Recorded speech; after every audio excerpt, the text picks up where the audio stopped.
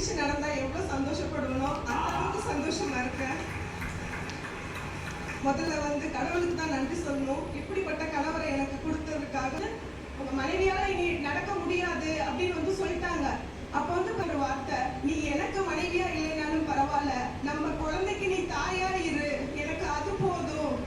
அதே கட்டத்துல என்ன பாத்தீங்கன்னா, ஒரு பத்திரிகை கொடுக்கறதுக்கு கூட எனக்கு விஜய் டிவியில் அந்த அவார்டு வாங்குற ஃபங்க்ஷன் போட்டிருந்தாங்க. அதை பார்க்கும்போது எனக்கு எப்படின்னே தெரில. அங்கே அவார்டு வாங்கும்போது கூட எனக்கு அந்த அளவுக்கு அழுக வரல, ஒரு மாதிரி எமோஷனலாக தான் இருந்துச்சு, சந்தோஷமாக இருந்துச்சு.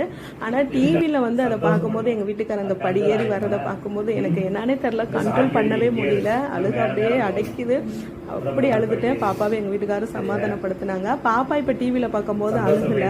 ஆனால் அங்கே ஸ்டேஜில் நான் சென்னையில் போய் அவார்டு வாங்கும்போது அங்கே பார்த்தீங்கன்னா அப்படி அழுதுருக்கா. என்னோட ஏவி போட்டதுக்கப்புறம் புள்ள அப்படி அழுதுருக்கா. ஏன்னா அவளுக்கு தெரியும் என்னோட வலி வேதனைகள் எல்லாமே.